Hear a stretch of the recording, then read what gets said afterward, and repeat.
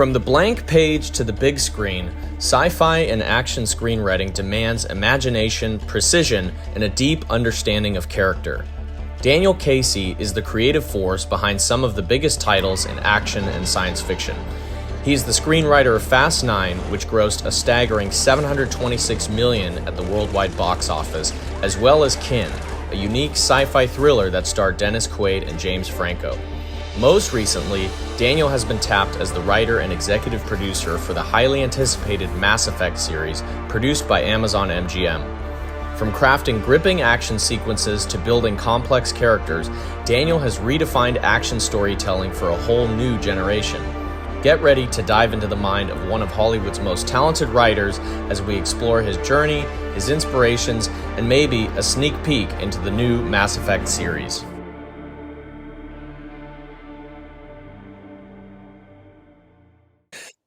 I am joined by Daniel Casey. Daniel, thanks so much for taking the time to join me today. It's been, as you are very much aware, an exciting couple of weeks for you.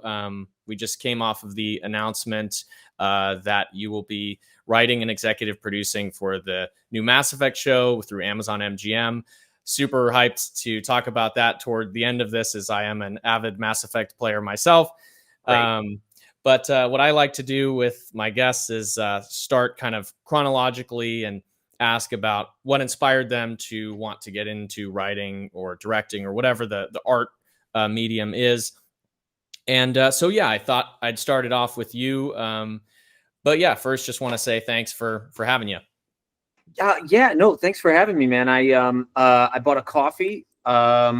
It just showed up. I'm ready to chat, and I apologize in advance for how long-winded my answers are probably going to be.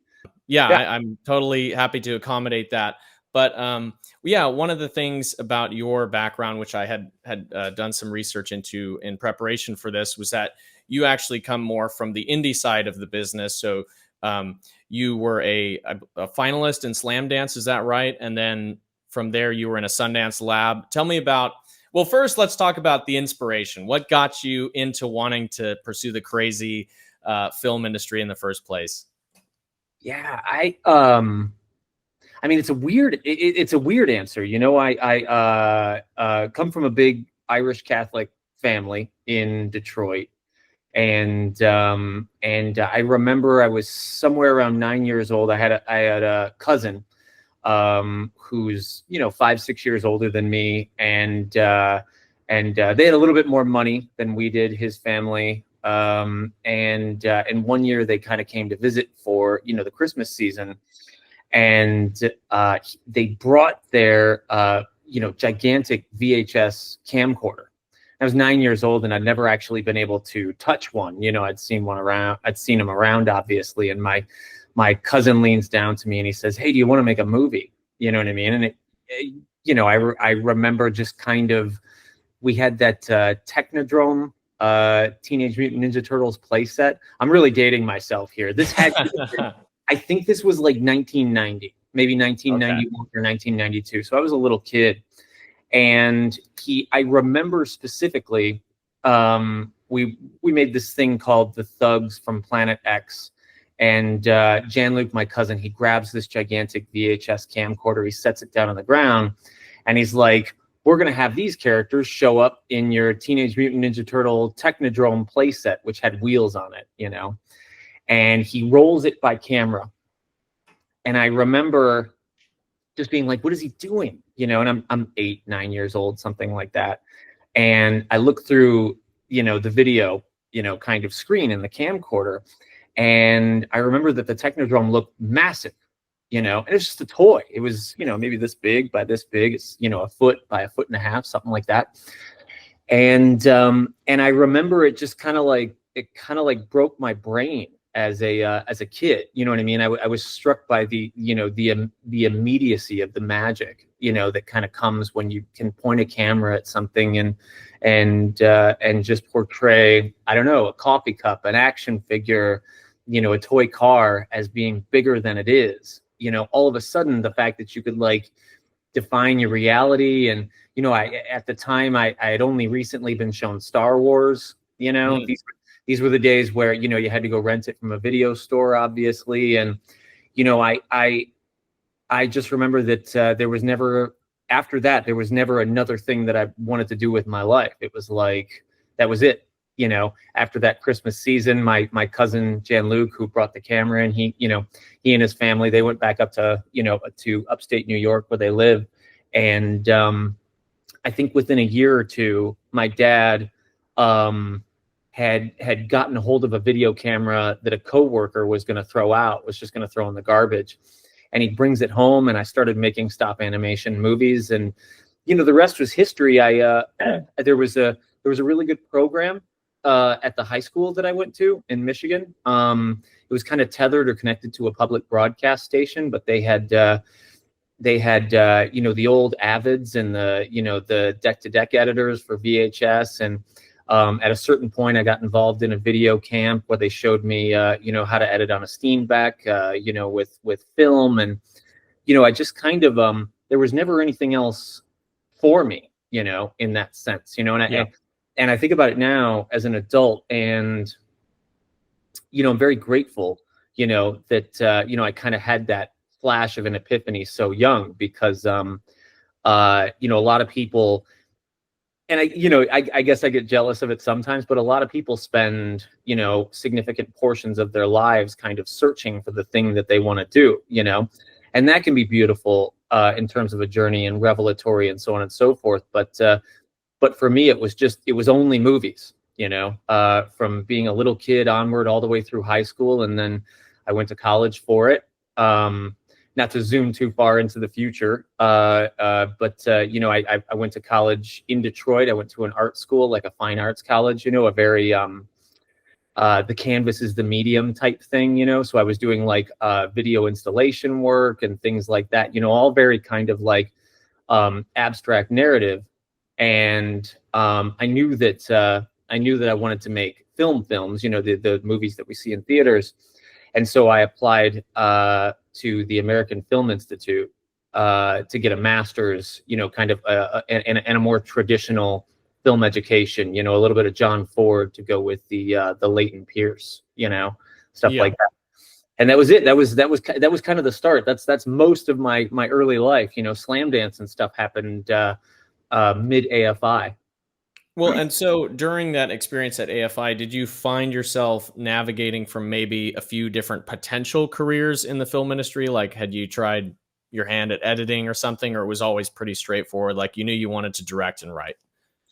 Well, you know, directing, you know, air quotes, directing, right, you know, was always the goal, kind of growing up, and then and even coming up in the film business when I kind of got my foot in the door. Directing was and actually, if I'm being honest with you, it still is the aim. You know, it's not the whole aim anymore, because as a screenwriter, I've really, you know, gotten to love writing and working with directors. You know, it's one of the reasons why I get along with directors so well, is because I kind of want to be one. You know, and so as a writer, I speak their language a little bit.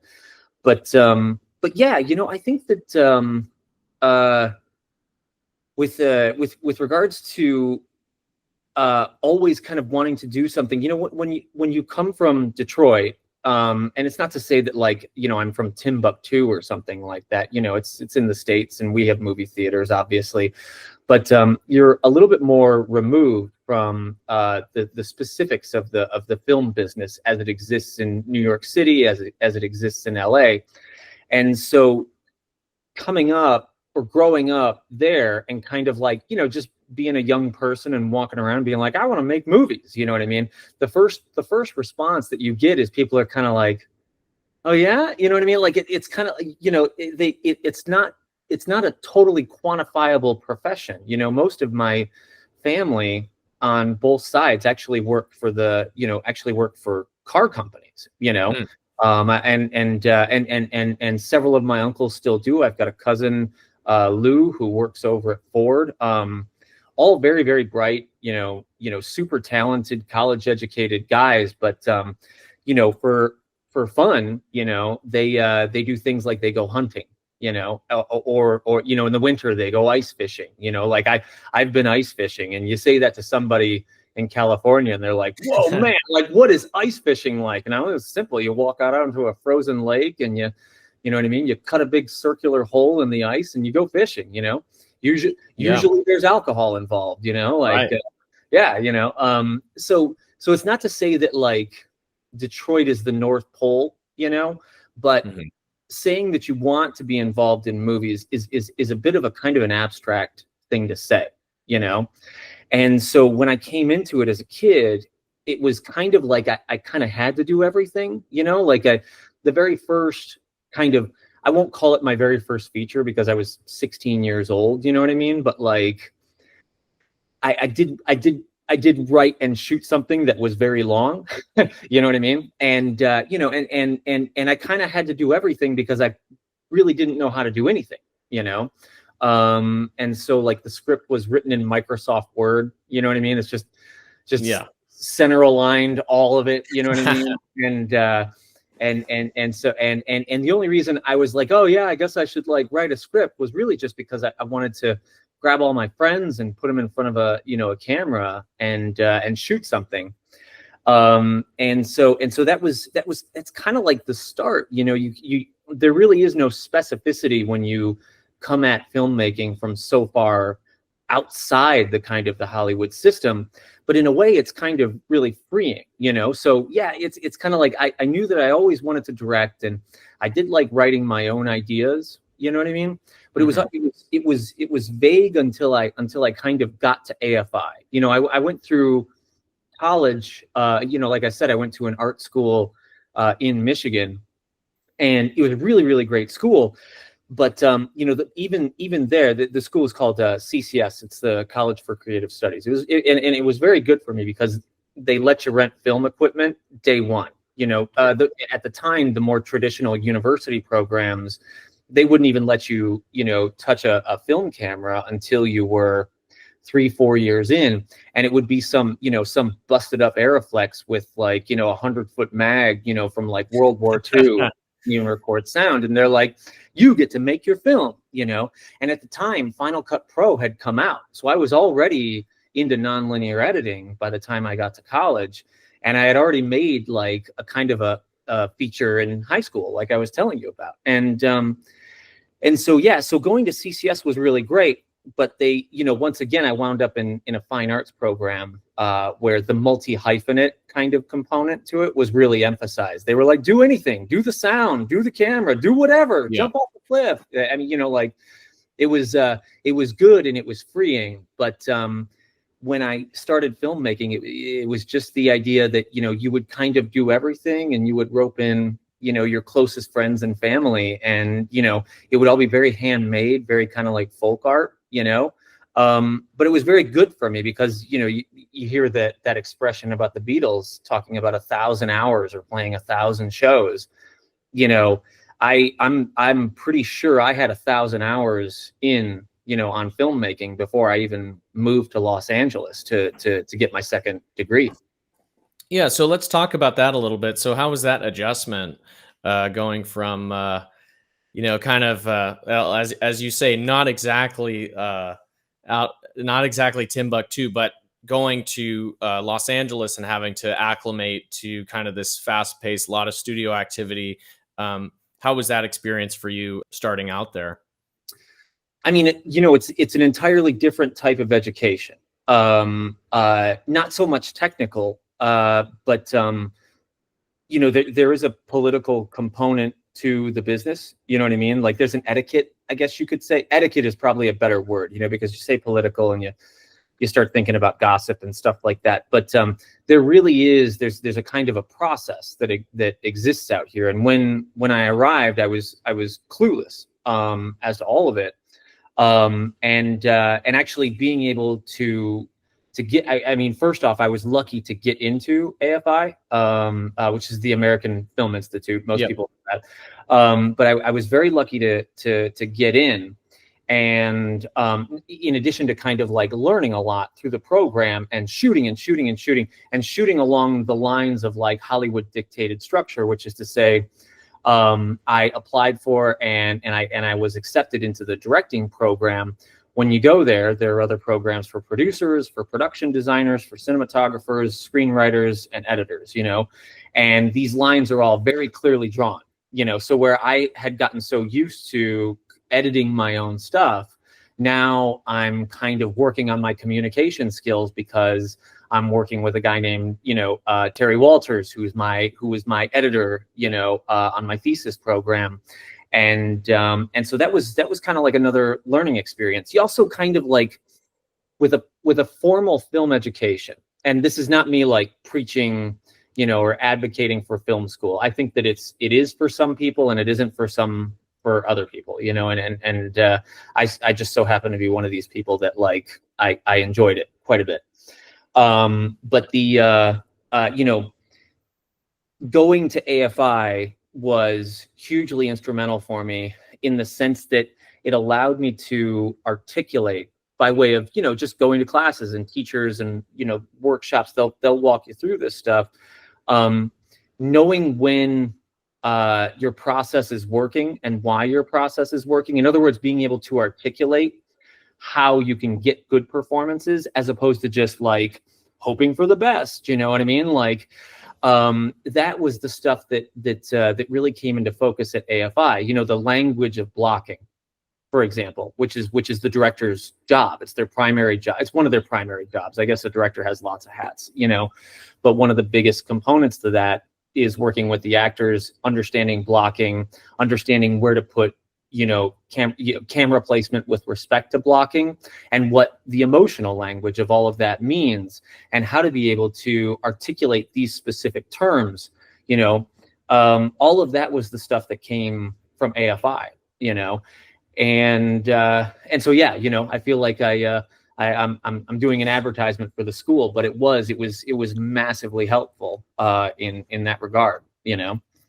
So how did you initially sort of because I saw in a previous interview you had talked about how you came through kind of the indie film circuit kind of wanting to push that more in the directorial direction, but as kind of chance happened, you found yourself being recognized as like an up and coming writer.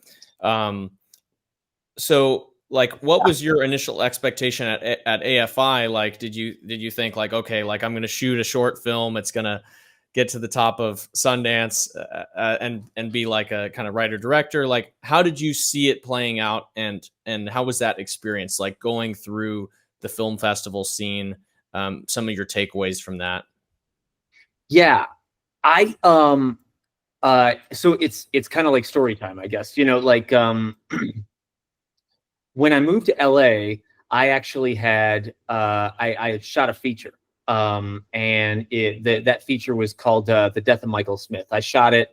It started out as a senior thesis project at the art school that I went to in Detroit, and I shot it with if you remember this camera, the DVX 100s, the DVX 150s. Is the very first kind of like 24 frames per second, prosumer video camera. I had shot a feature with a couple of friends in one of those, and I had all the raw footage. It was all on mini DV. I had rough cuts that I had kind of pieced together, and I threw them into boxes and threw those boxes in my car and moved to Los Angeles, not really knowing how I was going to get the feature edited because I still had more scenes to shoot. And so I wound up in a place where I was going to AFI and I was also editing a feature film that I had shot before moving away from Detroit, in Detroit. So it was weird. I was kind of like wearing two hats while I was going to AFI. And for the first year, I kind of I kept up with schoolwork, which was a huge amount of time. And then on kind of like holiday breaks and maybe a weekend here or there, and then the first kind of summer break in between, AFI is a 2-year program. I cut the rest of the movie and just began submitting it to film festivals. Sorry, I have to cough. But I began submitting it to film festivals, just kind of hoping to see if it would get in anywhere. And maybe this is helpful, for the folks, tuning in, and maybe not. But for whatever it's worth, with that feature that I put together, which is the feature that ultimately got into Slamdance, I was actually kind of down on it, if only because here I was in Los Angeles, going to AFI, going to a kind of a really fancy, highly rated film school. And I had this kind of mini DV, again, very handmade kind of feature film that I had shot before moving away from Detroit to Los Angeles. And I don't know, I guess I got in my head about it. Like I had weird self-esteem issues. I've never actually kind of mentioned this before, but like I was worried that I was finishing up a feature film that was no longer as good as the work that I was doing at AFI. And so when it got into Slamdance, it was kind of like a karmic lesson for me, in the sense that, like, you should never look down on your own work. You know what I mean? We get so close to it, and we can get in our head about it that we forget what it's. We forget what the value of a given piece might be. We forget, who it might appeal to, and sometimes we forget our own strengths in the process. Another part of that I think kind of weighed into that was the fact that, like, AFI's mantra at the time, and this was said to me, it was said to me by a faculty member, was, here at AFI, we break you down to build you back up. And that, respectfully, and don't get me wrong, I love my time at AFI, but I disagree with that, and I think that it's actually no longer the case there anymore. I don't think that the school is as hard on its students as it used to be, and that might actually be for the best. Is what I'm saying, because yeah, I kind of got really down on my own feature, and I submitted it to film festivals. It didn't get into Sundance, but it got into Slamdance, and that actually wound up being what kicked off my career as a whole. And so we had this whole huge thing where, excuse me again. I swear I'm not contagious. It wouldn't matter anyway. We're talking over. I hope not. Yeah, I've just got something in my throat. But yeah, it wound up being this really, really great thing that actually happened in the middle of while I was going to the American Film Institute. I had a feature that got into Slamdance and played at Slamdance, and we won a special jury award, and the whole cast and crew from Detroit came out, and so it was just a bunch of, like, goofy Midwesterners, kind of kicking around Park City, trying to see what parties we could sneak into. And we had the whole Sundance Slamdance Park City experience, and it was really, really great. And then what came afterwards was life-changing, because I picked up an entertainment lawyer, saw the film, and said, hey, let's work together if you have things in the future. And then a couple months after the festival, it did not happen at the festival, but a couple months after, I got a manager. And I'm still with that manager today. His name is Noah. He's at a company out here in LA, writ large, and I've been with him since 2007. Mm-hmm. And he has helped me, to give him full credit, steer my entire career. A lot of people talk about agents and managers, you know what I mean, as kind of being these, like, very mercurial, kind of like shifty, kind of presences, or being like a kind of a weird, strange presence in your life. But I would say that if you can find the good ones, it'll really, really matter for your career, because stereotypes about that kind of stuff, they exist for a reason.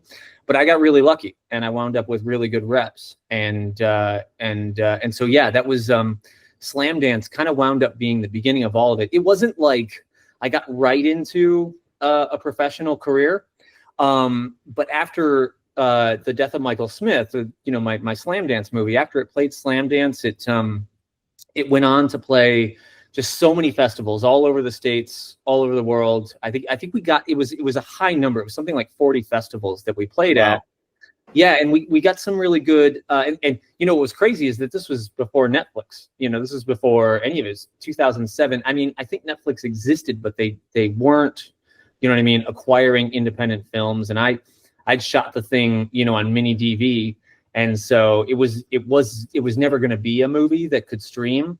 But at that time, at that moment, you could take a little, a super cheap movie and play all around the world, and it was a really wonderful, it was a really cool moment in time. And then, the course of over the process of that year, and getting, seen by so many people, I was able to kind of play it forward in my application for this thing called the Sundance Filmmaker Labs, and that's what I went on to do in 2008. So my Slam Dance movie kind of, it went through, it ran the entire obstacle course in terms of being an independent film and having a very full life, and we even got like a little distribution for it, and then it was the Sundance Filmmaker Labs in 2008, which was the year I graduated from AFI. So I was very lucky. I went from graduating up to Park City, and my education, I guess, kind of continued up there. Yeah, no, that's I've got a buddy of mine who went through the Slam Dance process as well. Shout out to him. He's getting into television. I hope to have him on soon. As well, but it's a great, sorry to cut you off. It's a great festival, for anybody out there listening. The festival world is a political world. Well, isn't the thing with Slam Dance though, like if you get rejected the first time, that's it, right? You're done. It's for only first time entries. I can't speak to that, but I'll tell you this: where bias, might be another one.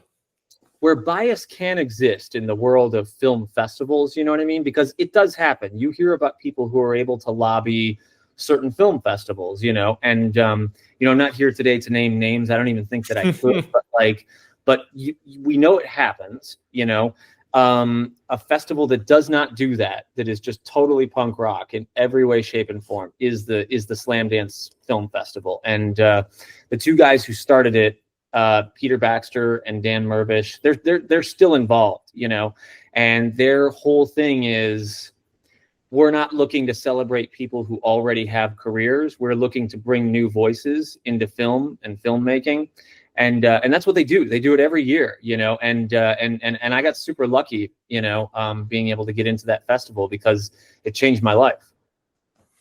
Yeah, no, I mean, it seems very good by all accounts from people who I've spoken to that have gone through that process.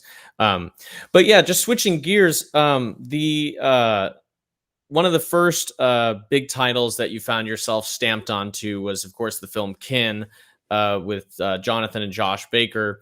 I remember actually back in the day, I'm talking like we're old men or something, but I remember you had announced that film was coming out. I went to the theater and saw it. I thought it was great. I was shocked that more of my friends did not know about it, but I thought it was a phenomenal piece of work. How did the chips kind of fall where you found yourself writing that? And that was based on the film Bagman. Is that correct? It was based on a short film, yeah, called Bagman. Yes. Well, I got I was able to get the job for Kin because I wrote on another movie prior to that. I hope it's okay to mention. Sure. But there are new rules in the WGA regarding additional writing credits, and so I think that applies to this. But I worked on 10 Cloverfield Lane, and that was actually what got me, or was helpful in getting me the job on Kin. And so I mean, kind of like from where we left off, it was like Slam Dance, Sundance Labs. I was broke. I wound up living in a garage for a couple of years, and I had to make the transition to screenwriting from directing just kind of out of financial hardship. It was either kind of take my name off of a spec that I had written as director, or move home. And so I had a script that I had written called Jimmy Six that to this day it still gets pretty good reads, but I wanted to direct it, and at specific moment, I was kind of weighing moving back home to Detroit, just because, I tried with the project that I brought to the Sundance Labs to put it together in 2008. And as you remember, in 2008, there was a huge economic crisis, and a lot of the private equity that was in independent film at the time actually dried up. And so I wound up never making my Sundance Labs movie. I did. I had a good situation. I was living in the back of a garage, but it was a good situation. It was a nice garage. Yeah, no, yeah, it was. Well, it was a storage room with a little AC unit and a bed, and it was free. So I was lucky to have that. But it was 2008 was like a really weird time for independent film.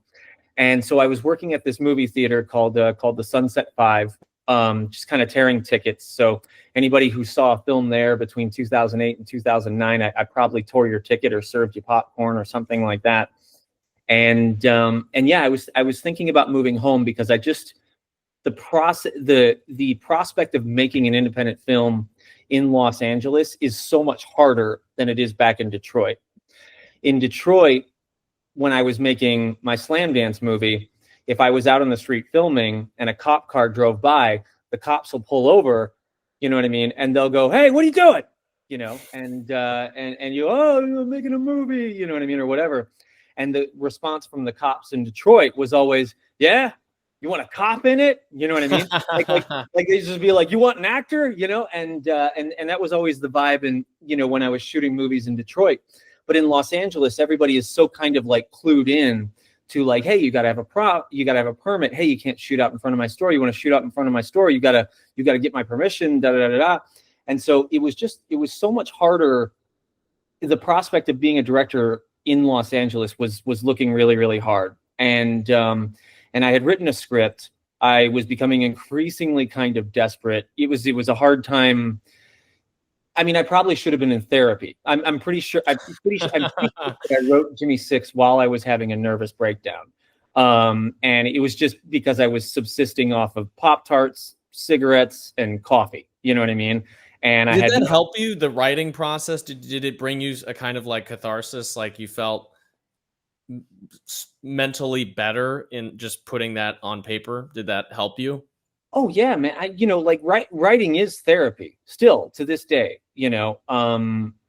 It provides you, especially if you have this like hope that, whatever it is you're working on in the given moment, that it's going to get made in some way, shape, or form.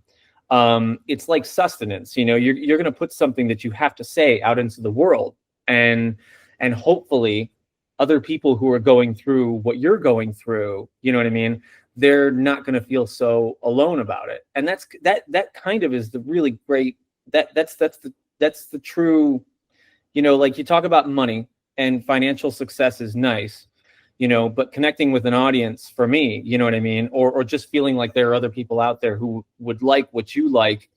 That's the catharsis. That's the payment for it, Yeah. And so, yeah, I wrote a script in a really, really bad time in my life. And, I showed it to my manager, that manager who signed me coming out of Slam Dance. And he had a kind of a come to Jesus conversation with me, in that he read it and he was like, "Listen, I think this is promising. I could probably even, set this up somewhere with an option, and I'll see if I can get you some cash so that you don't have to move home." He said, "The only issue," and he said, "It's your decision." I remember he said this, he said, "It's your decision. If you want to stay on this thing, if you want to stay attached to your own script to direct it, I'll fight for you, and we'll see what we can do. But that's a longer, harder road, because if you've only got a Slam Dance credit, that's not going to get you all the way across the starting line with some of these more Hollywood production companies, the studios, et cetera, et cetera." And he said, "But if you would be willing to maybe take your name off of this as director and just be a screenwriter for this one, I feel like I could set it up with an option somewhere. Like, I think people would want something like this, and we'll get some cash in your pocket. You don't have to haul it and move home back to Detroit. And let's see where we can go from there. You know what I mean? Like, stay in the ring, keep fighting, you know, was essentially the gist of the conversation. And so I did. I took I took my name off the script as director, you know. And sure enough, you know, manager delivered, and he got me 15 grand for an option for a year. And you know, I at that point I was living so cheaply that I was able to spread that money out, I think, all the way into the middle of like 2010. You know what I mean? And again, it was again, you know, luck because of the circumstances of the room that I had, you know, in the back of the garage and all very good things. And but ironically, you know, that script, the one that I'm talking about, it was called Jimmy Six. That was the script that, like, you know, we set it up at an option somewhere at a company called Whitewater Films, great guys, and then everybody around Hollywood read it, you know, and it became one of these like scripts that was like, you know, I guess it was kind of buzzy, you know, and it got on the Hollywood blacklist. If you've ever talked about that on your show, you know, like have not. You're the first one. Oh, well, okay. So the Hollywood blacklist, they make a point of stressing that it's not a best of list, but it's they would call it like a favorites list of unproduced scripts. And the Hollywood blacklist comes out once a year. And I think there's usually like 50 scripts on it or something like that. And it's really just a bunch of like CEs, creative executives, and kind of would-be producers and stuff like that. They all just kind of like, they get a couple votes. They throw their vote. I don't really know how it works, but they get a couple votes. They vote for like 3 scripts or 5 scripts or something like that. And all of those typically votes means you're doing something right. Yeah, you know, right. yeah, exactly. And so those all get tallied up and they get put on this list called the Hollywood blacklist, which is of course a play on, you know, the original Hollywood blacklist. And so Jimmy Six was put on the Hollywood blacklist, and it was just great. It was a lot of exposure, and all of a sudden, I was a screenwriter, and in the years that have kind of passed since I got onto the Hollywood blacklist, by and large, most people have forgotten that I ever directed in the first place. You know what I mean? Because now I'm in LA. I'm doing the LA shuffle. I got a script on the Hollywood blacklist, and so all of the meetings that I began taking from there forward were all about screenwriting. And so to kind of, you know, bridge that gap between the Sundance Labs and Kin, which is, I know what you were originally asking about. See, I told you I could talk forever. No, this is great. We're tying it all together right now. Yeah. But to bridge that gap, at that point in Hollywood, there were, you know, Taken, you know, the movie Taken. Yes. It was huge. You know, it had come out a couple years before and created this whole subgenre that I like to call the Mad Dad genre, you know? And so I wound up working and pitching and kind of rewriting on a lot of like, kind of like Taken style ripoffs, you know, because that was all the rage at the time.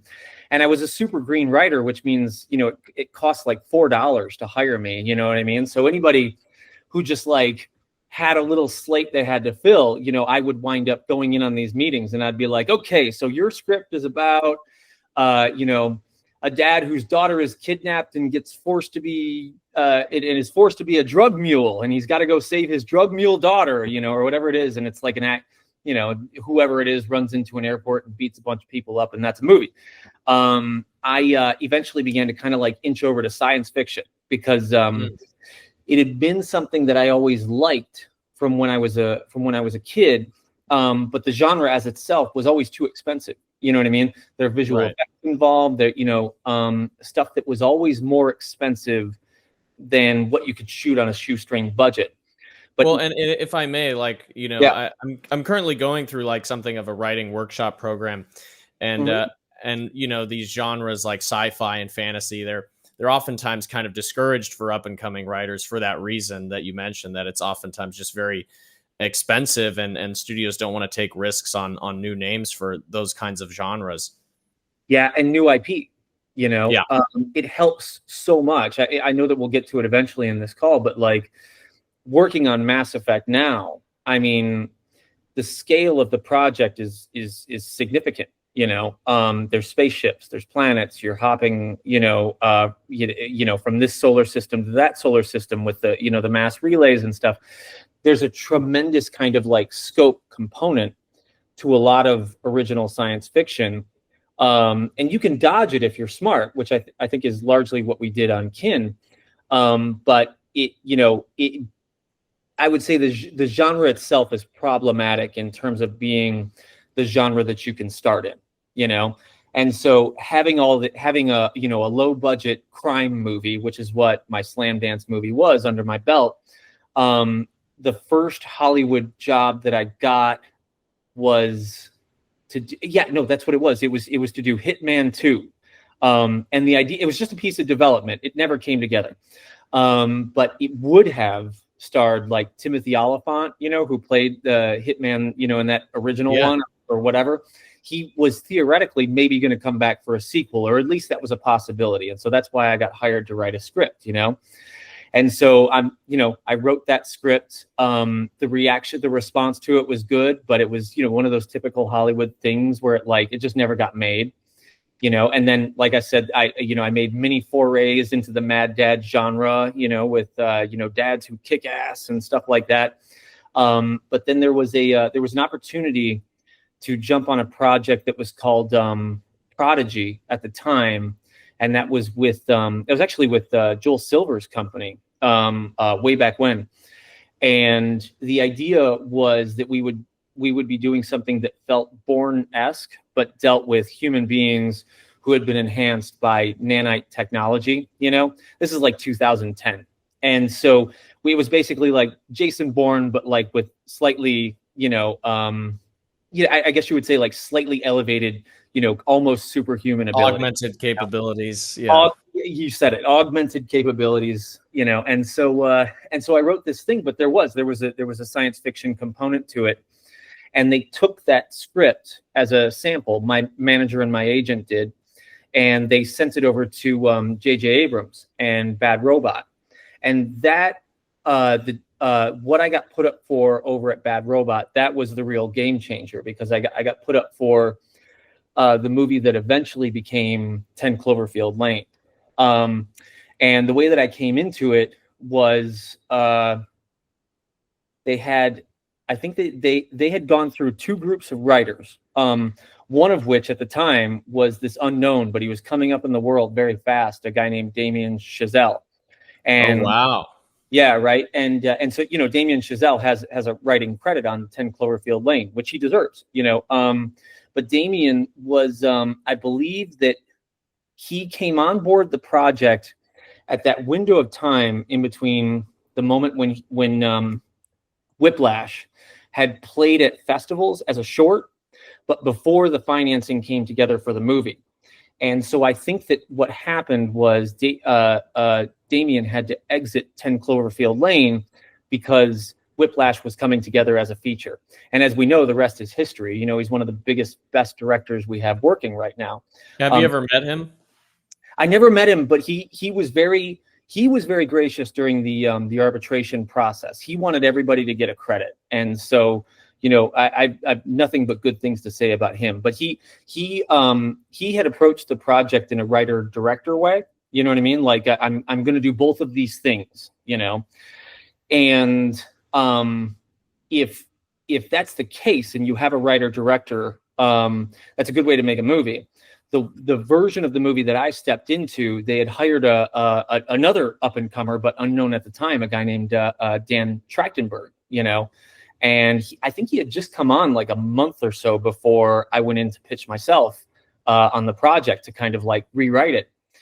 And so I met Dan, and the Bad Robot process is really wild. They're very secretive. Have you ever heard this? I did have so a couple guests back. I had on Fred Toy, who was a director at Bad Robot. Like, he works a lot with JJ on some titles, but I haven't heard too much about the secrecy. But I would assume so, because if you search Bad Robot, there's nothing. Like, their website has nothing on it. They don't announce a lot of things. Well, JJ and his philosophy behind the mystery box, is pretty cool. you know, and I've always appreciated the way that he, you know, would put his trailers together, you know, like JJ is, you know, and it's not just as a filmmaker, but as a guy who runs his own company. He loves just creating mystery around projects. He thinks that, you know, narrative storytelling should have setup and payoff, of course, but like he loves a mystery that kind of needs to be unspooled.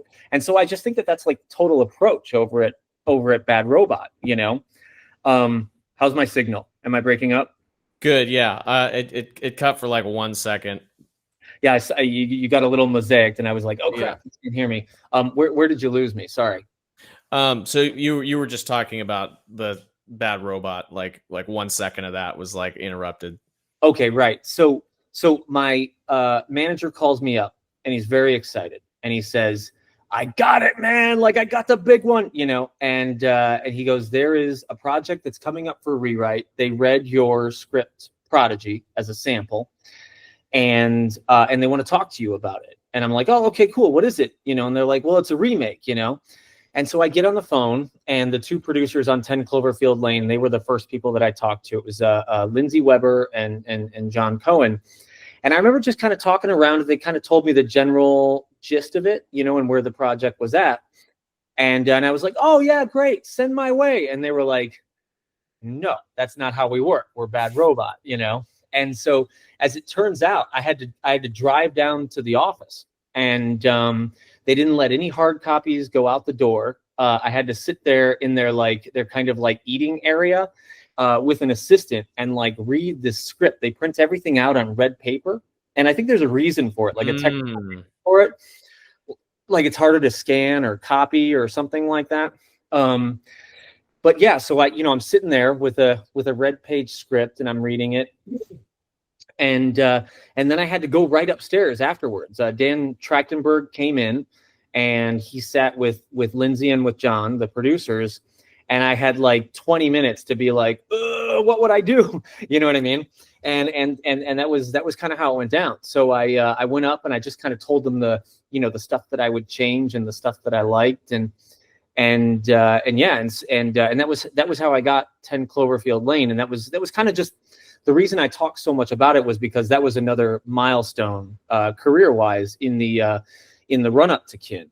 And so I jumped into the rewrite process on 10 Cloverfield Lane. I was working with Dan Trachtenberg the entire time, you know, and we put together the draft of the script that went into Paramount, that got a green light. And then we began casting, and I was kind of rewriting throughout, you know, with Bad Robot, with the producers there. If there's a new idea, like a new fun idea, they always kind of want to work it into the script immediately.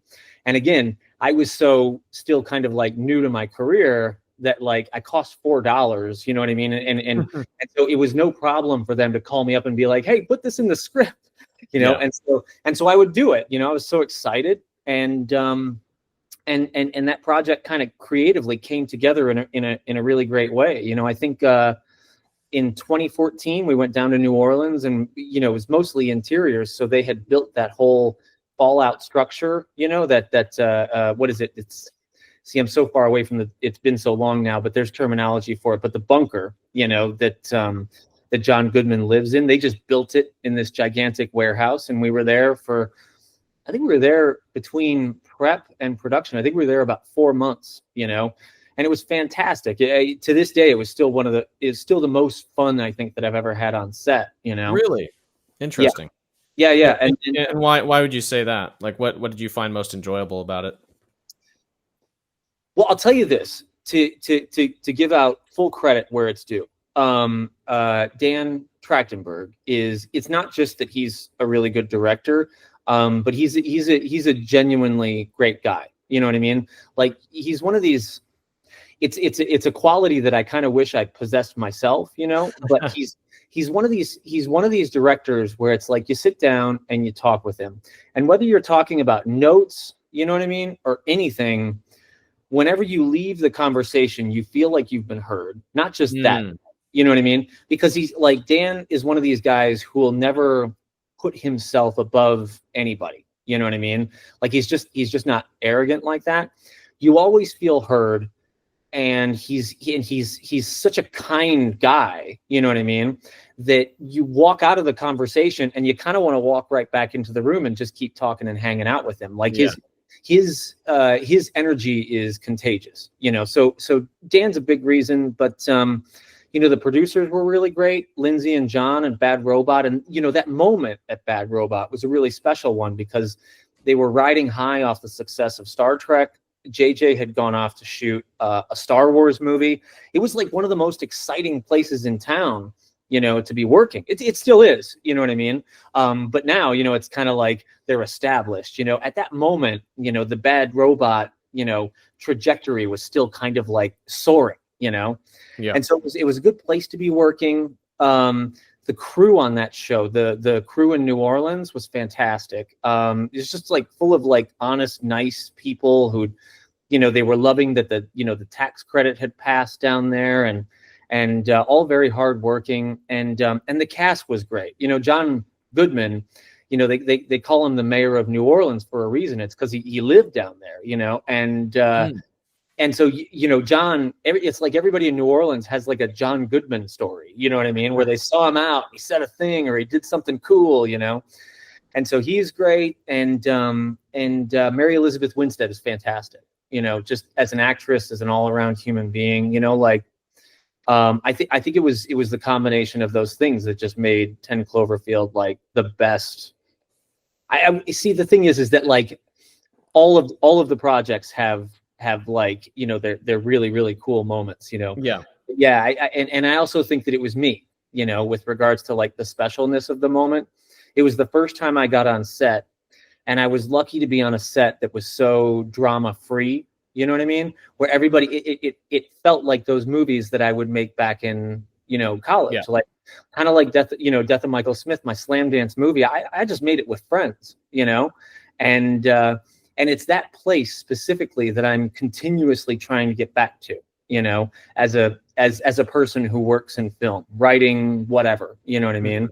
Like that's the ideal, you know. There's always that sweet spot in every filmmaker's life where they were out on the street, they didn't have any money, but they were surrounded by friends, and like everybody was just down for the cause, and they made something, and all of a sudden it was like a spark that started a fire, you know. Every kind of like accomplished filmmaker has some version of that story, and I think that period of time in between Slam Dance through the end of 10 Cloverfield Lane, you know, that was that moment for me, you know. Awesome. And then it you know, 10 Cloverfield Lane and the success of that, I didn't get a writing credit on the movie, but word kind of got out about how much work I'd done. You know, I followed the thing. I wrote the version of the script that got the green light all the way through production. I was helpful as much as I could be in post, you know, and people hear about these things. That's something else that's kind of probably important to mention, is that like, if you do good work and you get known as somebody who's fun, you know, to work with, or somebody who's at least not a jerk, it carries you so far in film, you know. And so I kind of got known for it a little bit, and I came out of 10 Cloverfield Lane not just with a feature credit, which is so important in terms of being able to move your career forward. It's not just that I had a feature credit to my name, it's that people who had worked on the movie were happy with the work that I had done as well, and that mattered significantly. And so all of a sudden, I get a call from a producer, Dan Cohen, who works over at 21 Laps, and Dan is super prolific. He's one of the guys who helped put together Stranger Things, and you know, the company that he works at, it's Sean Levy's company, but Dan's been instrumental in, you know, so much of their slate, and he really is prolific. He gives me a call and he's like, "Hey, what are you doing?" You know what I mean? And I'm like, "Oh, I don't know, man. I'm working on this. I'm working on that. Whatever it was that I was kind of doing at the time." And he goes, "I need you to go to this warehouse." And I was like, "Why?" He goes, "I'm going to try to get you a link to a short film, but these two directors are in Los Angeles from New York. They're out here shooting it was like a Capital One commercial or something like that, you know." And he said, "These two directors, they're out here, they're shooting right now.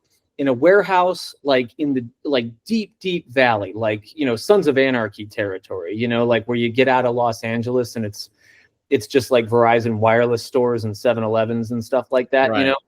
So I'm all of a sudden, you know, an hour and a half later, I'm driving way the hell out of Los Angeles, and I pull up to this warehouse, and like this pair of identical twins comes walking out, you know, and you know, they're Australian, so you know, hey, are you Dan? You know what I mean? And you know, That's a good impression.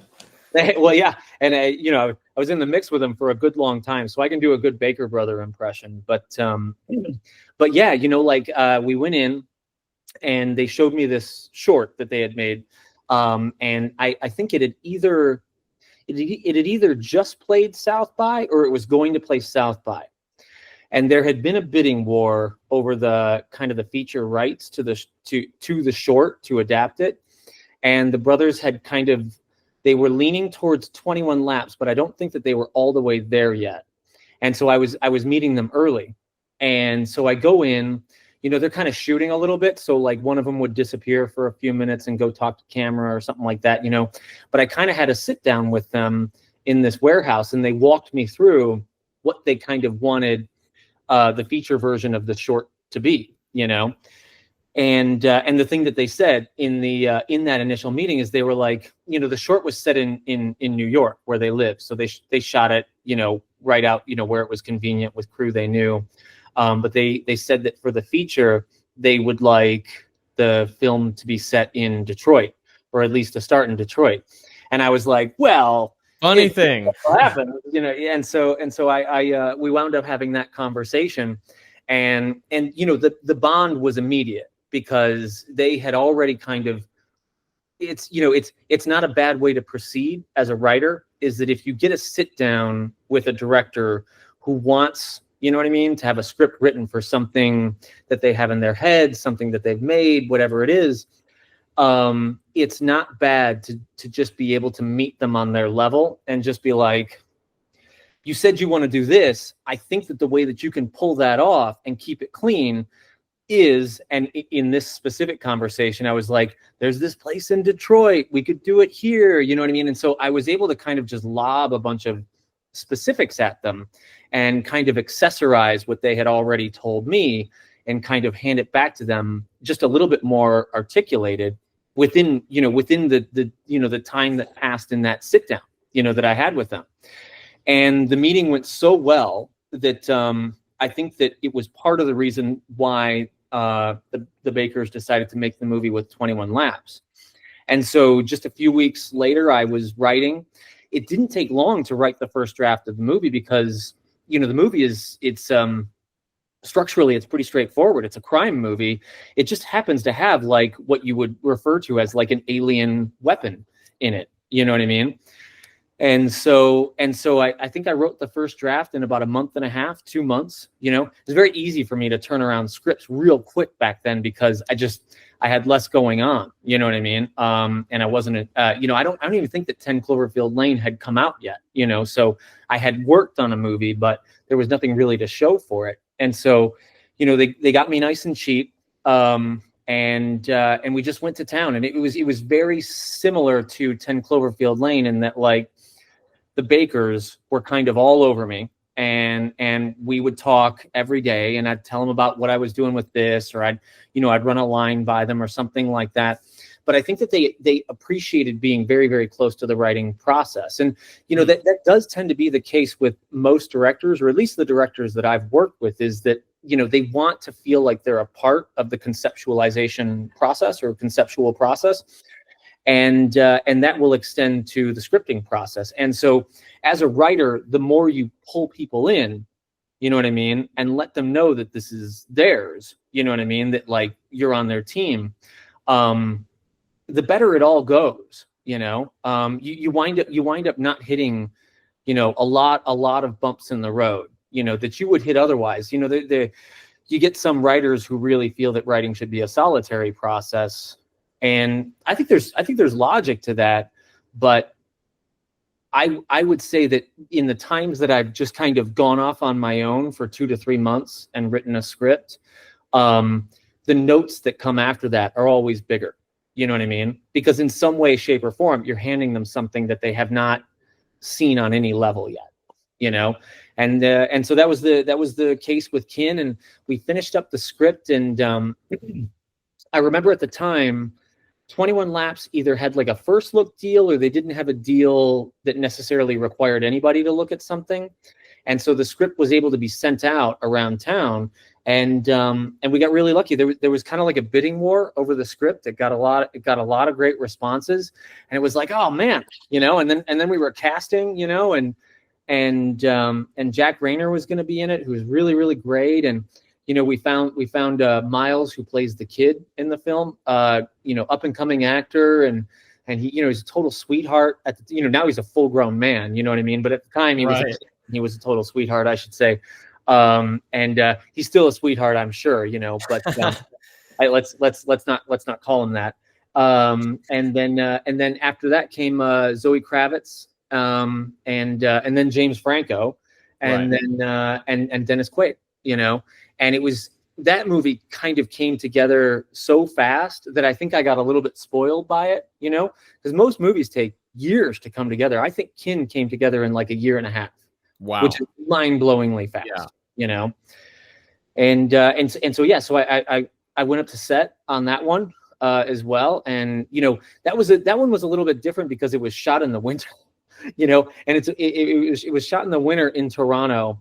And it's just crazy how much weather can really like affect your experience, because you know it's not all night times, but there's quite a few nighttime, you know, exteriors in the movie itself. And so, you know, we were up there in Toronto, kind of freaking freezing, you know, and torturing that poor crew of lovely Toronto people. And you know, the film came together, and you know, it's a strange thing regarding the distribution, like you say, because not many people wound up seeing it. And the critical reception was kind of mixed. You know what I mean? And you know, it's weird. It always kind of catches you by surprise when it happens, because you know, when you make a movie, obviously you make a movie with best intentions, you know. But I think that at the moment, that Cloverfield was released, it was right when Me Too kicked off, and there were these allegations about Franco. You know what I mean? That you know, I mean, like, look. And do you think that might have played into maybe the lack of like a formal marketing for the film? Because it seemed like it didn't really have a big market push, at least that I was aware of at that time. I mean, there are always many factors, right? And I'm just the writer, and so I can't say that I will ever know for sure on the Kin front.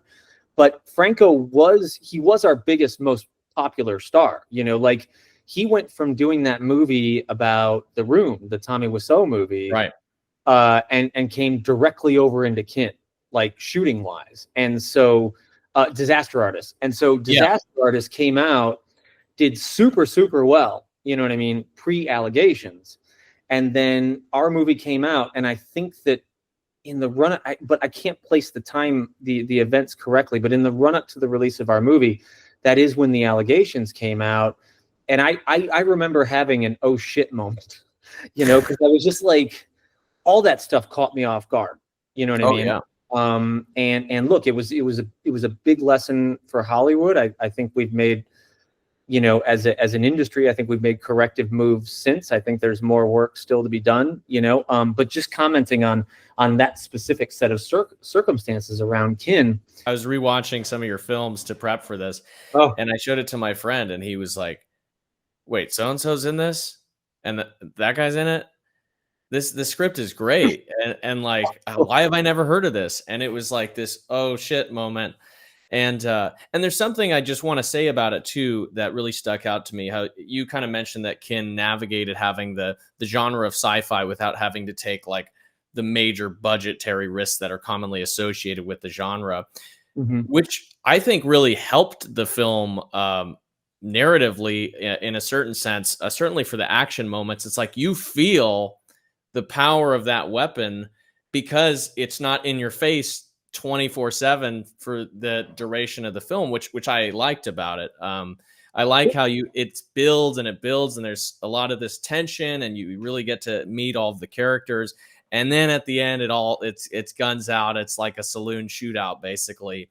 And Yeah. that to me just worked so well. It's kind of unique in that way, because a lot of sci-fis, they open with a huge punch and then they continue it, and it seems to just not slow down. Whereas this was kind of a unique version of that. I don't know if you would agree with that, but that was what I appreciated about it. No, I mean, thank you. And, yeah, thank you for the kind words on that. I credit for that, I think, really goes to the Bakers. You know what I mean? Because they were and still kind of are, very kind of genre agnostic. Like, they love the idea of genre blending, and they have, I probably shouldn't talk about what they're working on next, you know what I mean? But they have stuff that, I think that as conceptual thinkers, the Bakers are very kind of exploratory. And so in that first meeting that I had, that I was telling you about, where I went in and I got the job, or kind of sealed the deal, where I was able to be helpful was to kind of talk about, my experiences growing up in Detroit, and specifically in the neighborhood that we shot in, which actually it's a township located inside the city of Detroit. It's one of those situations where, like, there was a little village next to Detroit in the 1800s, and then Detroit continued to grow and just kind of swallowed up the village, but the village retained its township. It's a section of the city called Hamtramck, and I remember for myself dodging bullies on the way up Kniff Boulevard to pick up my little brother from daycare at this place called the Friendship House, and the library was on the walk back. And at one point, when I was a little bit scared about somebody that it's all bully stuff, you know what I mean? But I was a little bit scared about running back across somebody that I'd seen while walking there. I brought my brother into the library, and we just began poking around, and he was looking at kids' books and stuff like that. Now I found the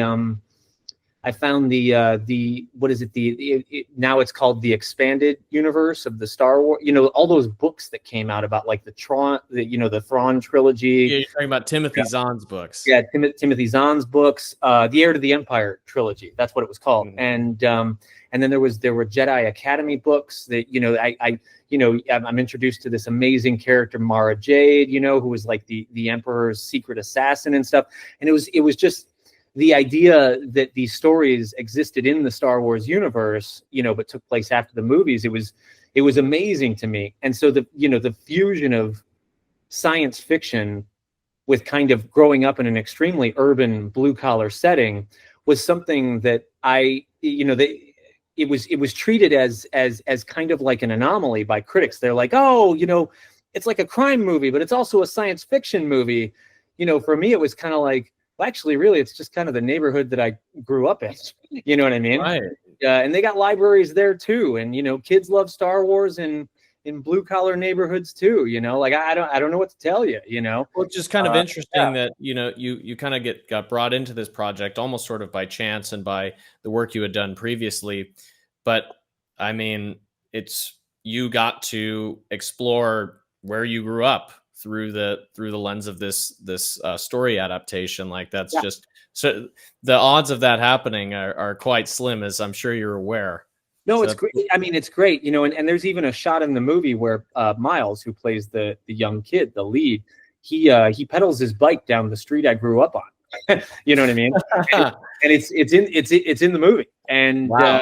And so that was just kind of, yeah, you're right. It was kind of like an unexpected, kind of wonderful thing to be able to do, was to kind of take a movie, briefly, because only the first act of the movie is set in Detroit, but to take the first act of a movie back to the neighborhood that I grew up in, it was just super vindicating. I'll say that. Yeah, something of a twist of fate, to be sure. Absolutely. I'd love to do it again and spend the whole movie there. Yeah. Well, that brings us to one last mega title, which we have to talk about before we get into the Mass Effect series that is being worked on. Fast 9, F9. It's F9, right? Not Fast 9. Yeah, I mean, it was Fast and Furious 9 all the way up until, marketing got involved, and then it was F9. So I can call it either one, Yeah. Yeah, there's I mean, that was, it's another milestone. I guess we've broken our conversation down into milestones, but that's what Fast was. And ironically, it's why I made so much mention of the work that I did on 10 Cloverfield Lane. 10 Cloverfield Lane had a large hand. It had a lot to do with how I got the job on Fast 9, because Lindsay Weber and John Cohen, who were the producers at Bad Robot that I had worked with on 10 Cloverfield Lane, the project that they moved on to directly after 10 Cloverfield Lane was done was Star Trek Beyond. And so I remember, while we were on set for 10 Cloverfield Lane, they were reviewing outlines and treatments that came in for that Bob Orsi had written. Because before Justin, Bob Orsi was going to do it. It was always very exciting, because I'm a lifelong Trekkie as well, and so it was kind of neat to just be, in that close of an orbit. But things happened as they do, and Justin Lin later came on board to direct Star Trek Beyond. And I think that they were all. This is my theory as to what happened, but your audience might find this interesting. Is that after 10 Cloverfield Lane, they went into production and pre-production and production on Star Trek Beyond, and I think that 10 Cloverfield Lane came out while they were shooting Star Trek Beyond.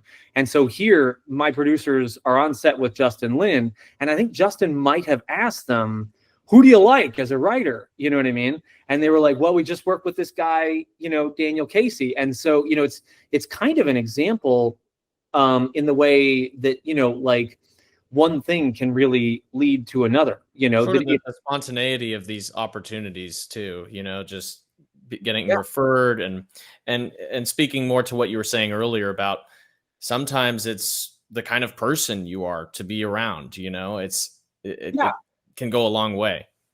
I mean, I think it's I think you hear people talk about how it's like, oh, it's like it's natural talent, it has nothing to do with luck, and I that's why I'll always be a firm believer that it's the combination of both. Like, I worked as hard as I could, but then I wasn't even standing there to see it. Justin Lin goes to work with a producer that I had worked with on a previous project. They say something nice about me, and Justin Lin calls home to check in with, he's got his own production company, and he goes, hey, throw this writer on the list for Fast 9. And I really do. I think that's how I wound up. I have a space heater here. I'm going to turn it off, but go for it. We can cut that. Yeah, well, I in real life, Aaron, I'm actually an old lady in disguise. I'm just always with blankets and stuff on my lap. But yeah, so at some point, Justin had heard that I worked real hard, and so all of a sudden, I'm on a list for Fast 9. And I like those movies. I'd seen, especially Justin's Fast and Furious movies. I had a specific affinity for, or I got the fun of them the most. And so I had seen all of his in theaters from Tokyo Drift, I'm sure you know the story of Tokyo Drift a little bit, which is that, like, they were planning on releasing that movie on DVD, but it came out so good that it got a theatrical run, which was rare back then. And so I had been a fan of Justin, his work as a visual storyteller specifically, kind of for as long as he'd been making Fast and Furious movies. And so, there's my manager calls me up again, and he's like, oh man, I got a big one for you, and I'm like, okay, what is it? And he's like, what do you think of Fast and Furious? And I was immediately terrified, because the scope of those movies is huge, and unlike anything else that I'd done up until that point, they have a very passionate fan base, Yes. And these are things that you just want to be cognizant of and aware of. And so I was like, I didn't want to, I was like, absolutely yes. And I pretended like I was like, oh yeah, no problem, I'll totally do a pitch, but like then it began, like the work began, where I was like, I grabbed all of the movies, from the first movie, which is like, it's like this beautiful science experiment of a movie that kind of just went so right that it spawned an entire franchise, you know. All the way up to 8, which is the movie, you know, directly before mine, where, you know, where they're all getting chased around by a nuclear submarine that can apparently go 55, 65 miles an hour, you know. And I was like, all right, you know, and so I watched the movies over and over. I took kind of copious notes, and I familiarized myself with like every single character, every single Easter egg, you know, every single kind of like bit part that had come in and out of those movies. And how long is that process when you're prepping for something like this? How much time do they give you to just like soak it all in? Well, for Fast, it was like, you know, see, the thing is that going out on a ledge and pitching to filmmakers, if you have an idea for a movie for them to direct, you know, it's a scary process no matter what, because you don't want to go in there and offend anybody, or, you know, throw them a curveball that they're just kind of like not expecting, that will turn them off to the whole thing. And so the way that I've always kind of gotten over the anxiety part of the pitching process is that I go crazy on research, you know, and I feel like if I'm in a place where I walk into the room with this person, in the case of Fast 9, I pitched only to Justin, and that was also weird and distinctly terrifying. As you know, most times when you go into pitch, you pitch to like 6 or 8 people, you know, but it was just to Justin, you know, and Justin is like big on eye contact, you know, so it was like eye contact for like 25, 30 minutes while I'm sitting there telling him what the guy who's directed all these Fast and Furious movies being like, all right, so here's what I think you should do, you know. And so being as researched as possible, especially on his Fast and Furious movies, that was a big thing. And I don't remember how long the time commitment was, but if I have it right, I'm sure I had about 2 weeks of prep time, and I dedicated that entire 2 weeks to just watching the movies, putting together the spiel that I was going to give him. And kind of, you know, I used to do like drama club in high school. I was never good at it, you know what I mean? But like, I got used to memorizing lines and stuff like that. And so, you know, for when I pitch, I actually I rehearse so much out loud that it kind of becomes like a one-act play a little bit, you know, like I'm semi-off book. I bring notes in with me, you know what I mean? But by and large, I've got most of what I've said kind of like, I can fudge it. If I just look down here for a quick second, I'll be like, oh, the next part, you know? And so that was the pitching process. It's almost like just putting on a show for 20 minutes, you know? And so if I'm, you know, there in the room and you're Justin Lin, you know, Justin's kind of like just seated back like this. And when he's listening, it's just the way that his face moves, but his face is totally unreadable. You know what I mean? It's like a brick wall. And so he's sitting there kind of like listening to me as I'm going on about like, you know, the past, and there's going to be these like time cuts to do the thing with the brother and da da da da da. And he's just sitting there like this. You know what I mean? And it's super unnerving, because this is a huge filmmaker. You know, this guy is the most accomplished of anybody that I've, you know, would have worked with directly. Well, you know? and to be sure, there's an element of like salesmanship to pitching ideas. Like, you want to go off of the response you're getting from the person. Like, if they react negatively to something you're saying, maybe you tone down that element of the pitch. But if they're just there not giving you anything, I imagine that must be kind of unsettling for you. Yeah, well, I'll be honest with you. When I go into pitch, and you know, maybe this is helpful for somebody out there listening. When I go into pitch, I do everything that I can to pretend that I'm some version of myself that I am not in real life. You know, like the version of me that walks into pitches. Like I suffer from an extraordinary amount of social anxiety disorder. And that's why I'm so talky. It's because I'm nervous right now when I'm talking to you. So I just want to fill the air, and I don't know what to do if it gets quiet, you know? And so it's almost like putting on a character and walking into a room. It's like all of a sudden for a pitch, I try to be the gregarious rock star version of myself. You know what I mean? Like When I go in, I ignore all insecurity. I don't over explain anything, and it's direct eye contact. I am lucky. I'm tall. You know what I mean? And that kind of helps draw the room's attention to you. And yeah, usually when I go in, I told you about how I'm usually like half off. I'm off book, or I'm somewhat memorized. It's kind of like it's kind of like a performance in and of itself. The version of the script that I read, the air quote script, for the pitch, is gregarious. I'm making like random sounding asides, even though it's all pre-written. You know what I mean? Like the point of the whole thing is to sound conversational, make as much eye contact as you can. And literally, I hate to say it, but I smile like I'm a smiling machine inside my pitches, and all of that is done, on my part, with the intention of creating an amount of confidence, not just in, the story that I'm trying to tell, but like, when you're pitching, it really, really helps you to come across as a guy who's got it all figured out. Not just the story, but when you want people to walk away from I want people to walk away from a pitch saying like, Dan has got this. Dan is experienced. He's been on this set and this set. We know that he said this much about him. And when he came into the room, he was totally chill. Like, he wasn't afraid of anything. It was like, you just feel that like Dan had it. He had it on lock. And it's like all this weird, like abstract kind of like, there's even like bad terms for it, like terms that kind of sound like synergy and stuff like that.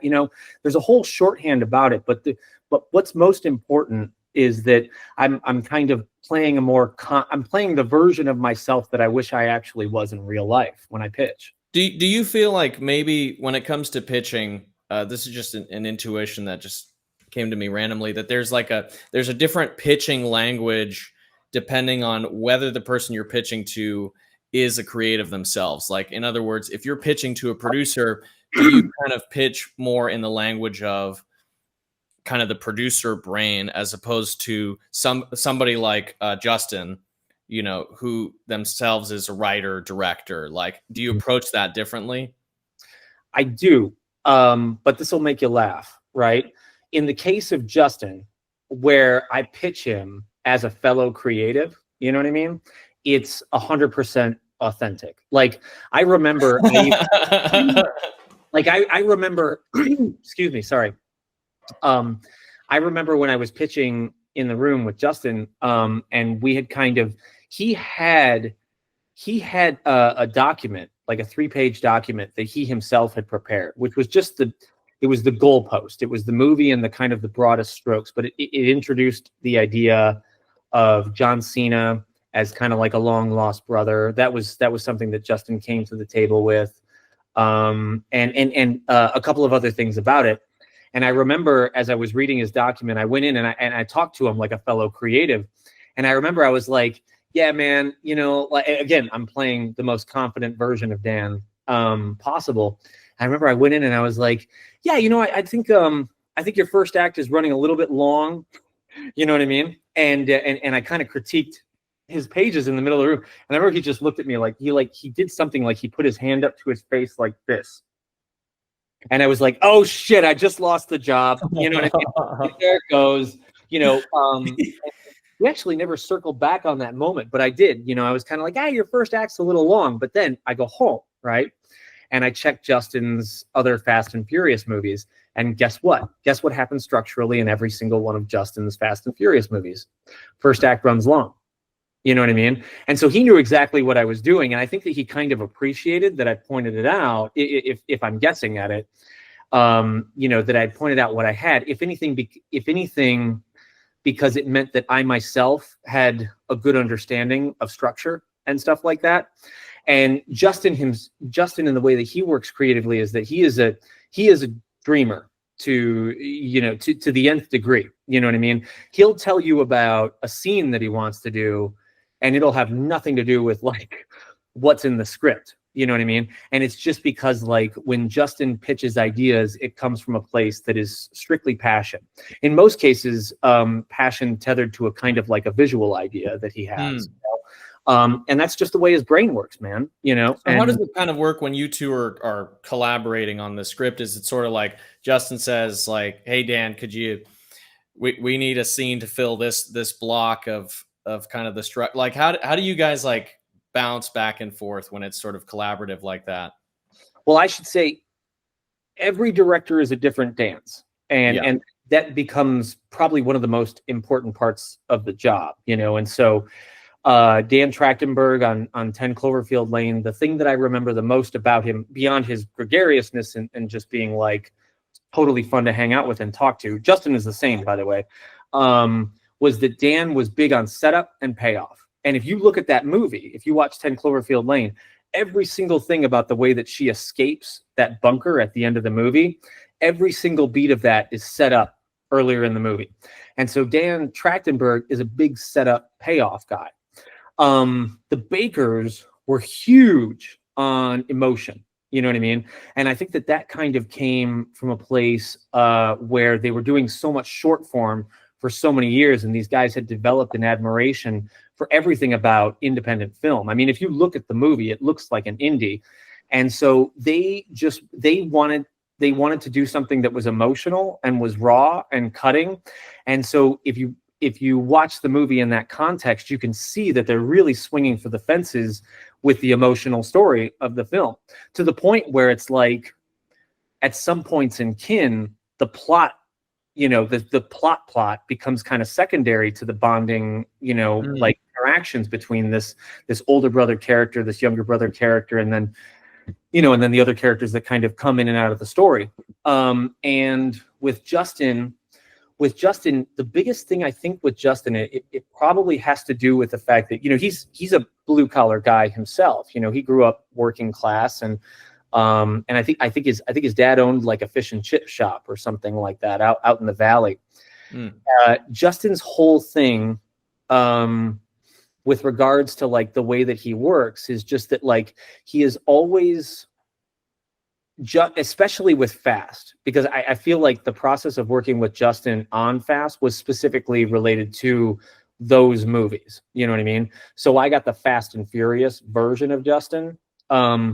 Is that, it's like I'm trying to phrase this the right way, but the thing about Justin with Fast is that he really truly believes in the decency and the humanity of these characters, even though these movies are silly. You know what I mean? And like, I still get shit from people today because they're like, you wrote the one where the car went to space, and I'm like, yeah, well, technically Twitter wrote that. You know what I mean? And we were just trying to make people happy, and you all got mad at us inexplicably.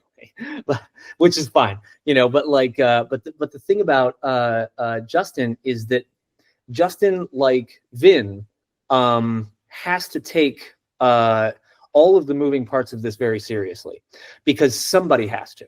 You know what I mean? The Fast and movies are fun, and they're shiny, and they're fast paced, and it's like cool cars, and I don't know, whatever it is, whatever reason people, hot chicks, hot guys, like whatever it is, like. All of those things are a part of it. These are summer tentpole movies for a reason. They have all of the kind of the combustible, kind of shinier, glossier, fun components to them. But like when we talk about this notion of family, for the Fast and Furious movies, somebody has to believe that is real, that the message, the aspirational message, which is, to me, it's a humanist message, is real within these movies, and that becomes the sustenance, you know what I mean, for drawing fans back in. And if you look at some of the movies, some of the Fast movies that haven't worked as well, you know what I mean, it's because they actually sleep on that part of it. The Fast fans, the real hardcore fans, come to these movies for a sense of community. You know what I mean? It's like hanging out with old friends at this point, and they want that, kind of emotional component. They want, Vin Diesel to be up on screen being like, nothing's more important than family. I love my wife. I love my kid. All these people around me, you know what I mean? They're my friends, but like, family's more than blood, and so it takes Justin and Vin and Michelle Rodriguez and the producers kind of really, really always remembering that to make these movies work. You know what I mean? And so that was the big thing with Justin, was like, a lot of people would get involved in movies like Fast and they just want to have fun, and they want to talk about like how Tyrese and Ludacris have this scene where you go here and it's fun and it's funny. And we did our fair amount of that, like I think we strapped a jet engine to a car first. Yeah, there's the car that goes to space. They like put a JPL engine on it or something like that, And so you had all the fun, and there's like jokes and stuff like that, But the secret sauce with Justin, at least, is actually believing that these characters have something to say and to offer audiences and culture. You know what I mean? Our pop culture in this moment. Well, with respect to the fun and games portion of it, how was the on-set experience? I imagine that would be pretty fun. Pretty fun. A Fast and Furious title, the on-set, because they still try to do as much practically as they can, right? Or is it like?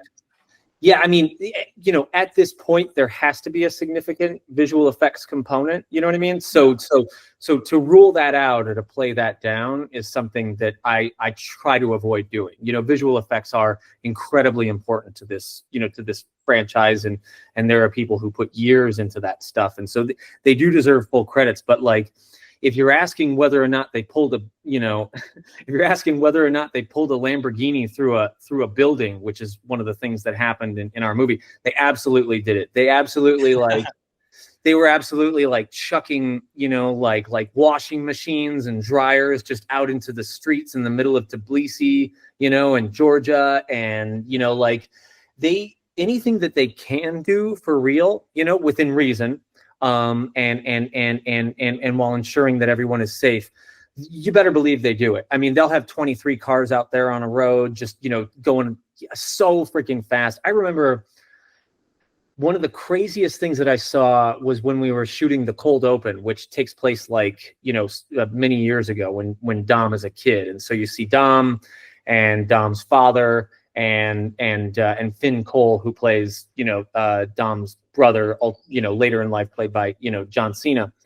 But I remember they didn't do any drone photography for any of that racing stuff. All of the aerials were done with a helicopter. And you would see these helicopters just dive bombing the racetrack. I mean, it was terrifying. I like to watch. And they had, they had all these, the scene is set at a stock car race. And so they have all these like stock cars going around the track. It's not full speed, but it's fast. You know what I mean? And I remember just watching this pilot who's, you find out about him later, and I got to shake his hand and stuff like that. He's so experienced. He's been doing aerials forever. He's an ace, you know what I mean? With he's an ace with helicopters and stuff like that. But like, this guy was getting 4 feet off the ground, you know what I mean? And going 60 miles an hour around the track. And it was 100% real, And so when people talk about the way that they shoot Fast and Furious movies with real stunts and real cars, it's not just about like what winds up on screen. Sometimes the process of just where Justin is putting the camera is insane. You know what I mean? And so there's a whole behind the scenes component to shot it realistically or shot it for real that absolutely applies to these movies. I think you could absolutely sell a film series just on the behind the scenes of all of the stunts, and it would probably get the same box office number. I think people would be totally mystified by some of that setup. Well, I think these days, what people really, really love is that, they love, you know what I mean, the live, the done in real life component to it, because that's one of the few things that's kind of, it's not wide audience accessible. If you're going to make a movie at home, or you're going to make an Instagram video, a TikTok, or whatever it is, the one thing that most of us can't afford to do is pay an insane helicopter driver, helicopter pilot, you know what I mean, to chase a bunch of stock cars around a racetrack at 70 miles an hour. That becomes the thing that you can see on screen that you can't do yourself. And I do think that that's part of the magic of movies. As we go to see these things, to see filmmakers and actors and talented craftspeople pull off stuff that we can't, and that's part of the appeal. So yeah, totally agree. I mean, one of the guys who was involved in Fast, who I found to be just particularly impressive is this dude, Dennis McCarthy,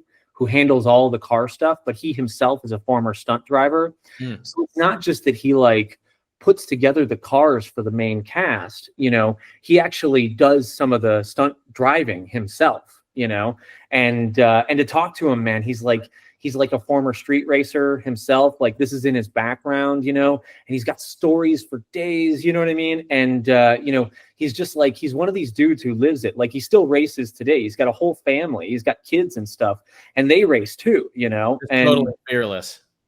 Yeah. Well, just, you know, it's like your journey across a movie, your journey with a movie that is as large and fast and furious will introduce you to a whole landscape of people who are so wonderfully talented in all these different ways. And they're all eclectic, man. You know what I mean? Like they're all these kind of like wild living, you know what I mean? Highly specific, like dudes, guys and girls, you know, and they, you know, they know their stuff, and, you know, they got so good at this particular thing that they have risen to the top of a multi-billion-dollar industry.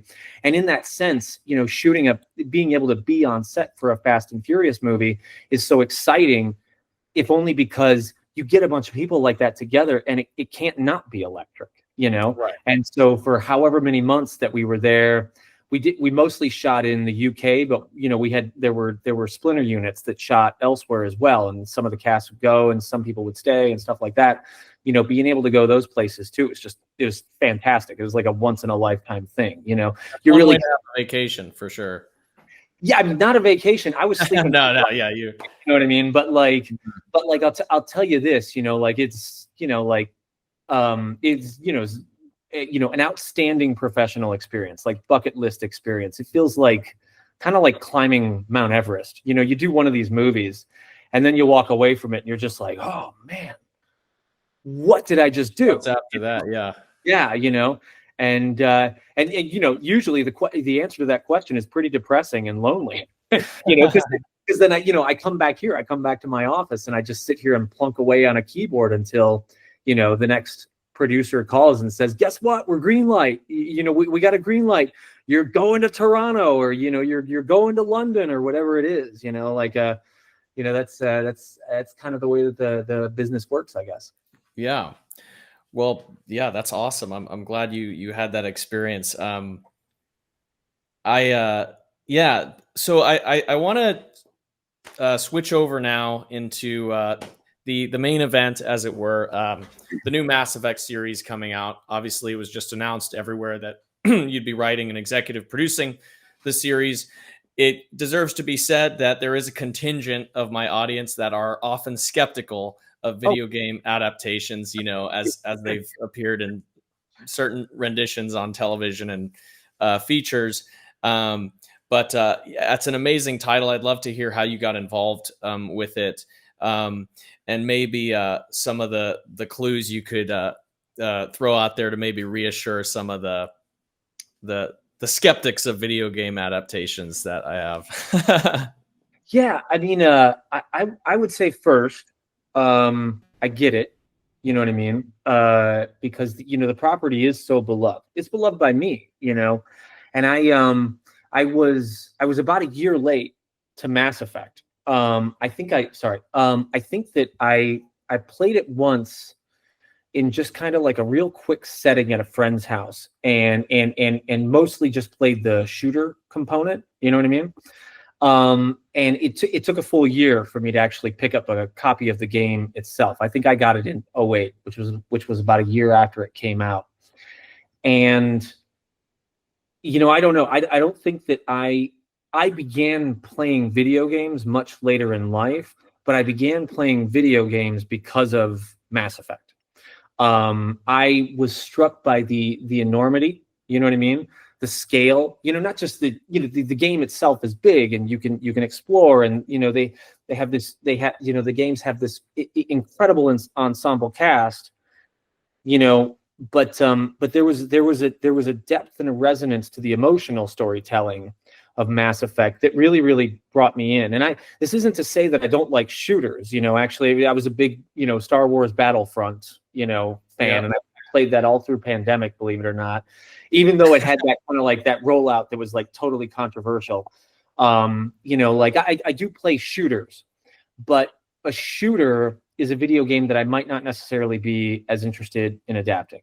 And the reason why Mass Effect stands out for me is that it exists in a kind of a hallowed space, where Star Trek does, you know, and where Star Wars does. You know, I think that it's not just that I think that the mythology or the story of Mass Effect is that big, but I think that it's equally as important as some of the more long running kind of sci-fi series, you know, that we have. And so again, when I heard that Mass Effect was kind of coming around, and the way that it works is they they call your agent and your manager before they call you. And I heard that it was coming around. I remember that my first response was, again, same as Fast. It was terror. You know what I mean? And that comes specifically for Mass Effect. That comes from a place of wanting to get it right, you know? And so I bought the remastered edition. I think it came out like 2 years ago now. I replayed all the games. I take copious notes, and I also watch a lot of walkthroughs with commentary, you know? And so the process for researching just a pitch on the job was an exhaustive one, because I was constantly looking for, you know, and everybody's got a different answer to it, but I was constantly looking for the answer to the question of like, why does this matter to you? I have my own answer, you know what I mean? But the video game is so adaptive. You know, you can play as male or female Shep. You know, if you kill off Rex in the first game, you know what I mean? He does not show up in later games, you know. That was a kind of, see, I can't talk about what we're doing specifically with the story yet. So if I sound like I'm kind of stepping around something, I definitely am. But you know, the care and the emotional component to these games that was put in the first place was something that I was looking to hand back to the producers as soon as I knew that I was going to be able to pitch the job. And so my pitch for being able to jump on board this thing was you never know for sure. And they had some good writers going out for it. I heard later through the grapevine. But my objective with the pitch was to hand them something that was emotional. You know what I mean? And I talked about the ensemble of these games that drives the games, and why no matter what direction you would take a proverbial TV show, the ensemble component is very, very important, you know, and making sure that there's a relatability factor as opposed to just vomiting out exposition, you know what I mean? Which is, in my opinion, a really, really great way to just miss the point on video games. And I'm kind of rambling around it here, you know, but the thing is that if there is an answer to that question, you know what I mean, about why these games resonate with fans so much, I think it's because a lot of people see themselves, you know, as versions, you know what I mean? Like they find a character and they go, that's me, you know what I mean? Or they find a character who's going through something and they're like, this is exactly like what I'm dealing with, you know? And I think that, you know, great science fiction is always speaking at a parallel to stuff that audiences are actually going through, you know?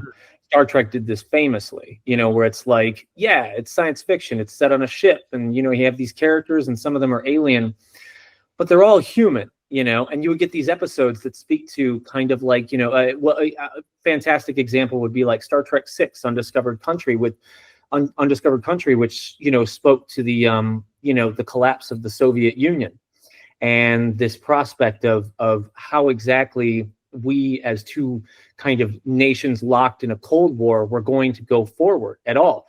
And you're doing it all with like William Shatner and Klingons, you know what I mean? Right. But the resonance of that movie and when Star Trek gets it right, you know, it's really, really powerful. And so that's the kind of thing that with this series, we're really going to try to lock into is the character stuff. You know, I think that there's a component to Mass Effect that kind of could be Game of Thrones in space, but I think that that's getting ahead of yourself. I don't think that that's the place that you want to start. You want to start with characters that are just relatable and exciting and fun and have depth and pathos, and that's how you build your way in, you know. And when I went to pitch them, my elevator pitch was something along those lines. It was like, listen, here's how you distill something that is this, you know what I mean? But let's start here, you know what I mean? And let's tell a story that the fans will love, you know what I mean? But that, like, you know, if you get an avid gamer, you know what I mean? I don't know if you're dating anybody, you know what I mean? But like, if you get an avid gamer who's kind of teamed up with somebody who doesn't play video games and doesn't really kind of knows about, like, Mass Effect, yeah, kind of, you know, that you can sit them down on the couch with you and they can like it too, you know. That's the big aim for that. I think that's probably all I can say. I can't speak to what we're doing story wise. Is that helpful at all? Absolutely. I have no training on these podcast things. I think it's just important. I think for a lot of people, particularly those that are attached to this IP, to kind of see where you're coming from, your philosophy with adaptation. I think that's a good yeah. I mean, the only other thing that I would say, and it's just because, like, you read it online, and so this is a bit reactionary, but I've seen it said, is that everybody's like, oh great, you know, they brought in a Fast and Furious writer. And, you know, the only thing that I would say to that is that, like, you know, screenplays for a screenwriter, they're a little bit like cockroaches. For every movie that gets made, there are about 10 to 15 scripts, you know, at least, that don't get made, that speak to your talent and speak to your compassion and get you jobs and get people excited about you around town and around Hollywood. You know, so yes, I've written a Fast and Furious movie and I'm proud of the work, you know, but, like, I just set something up. I set up a project with J.J. Abrams just a little while ago. I've worked with Matt Reeves. I've worked with the Russo brothers. You know what I mean? Like, I have a lot of stuff that I've done that's kind of either in various stages of development and other stuff like that. And so if anybody's worried because they think that Fast and Furious movies are the only kind of movies that I can write, you know, I hate to correct them, but it's, you know, it's not true. You know, like, I have a love for this stuff, for science fiction specifically, and for the tenets of science fiction that goes back to me being 12 years old, ducking into that library, you know, with my younger brother on the way home from the Friendship House. You know, like, I read Dune when I was 13. My mom gave me a copy. I read the Foundation trilogy, I think, when I was a little bit older, like 15 or 16, because I had a hard time getting into that one, you know, but, like, I found my way through it, you know, and so this type of science fiction, it's, you know, it's not just something that I understand, it's the dream, you know. And so if fans are concerned, let them know that I'm a fan myself, and you know, I don't want to let me down either, you know. And that'd be how I put it. Well said. Yeah, I hope so. I have no idea how to do this podcast. You know, you tell me. Yeah. No, I thought that was a great response, and you know, like, as a writer myself, it also deserves to be said. You know, we're not the sum total of the movies we have that get made. You know, we have many ideas, we have many affinities for different things. A lot of writers even sometimes feel that they have to stick with a particular genre. You know, they have to stay on brand, when many of them could write convincingly a lot of different genres.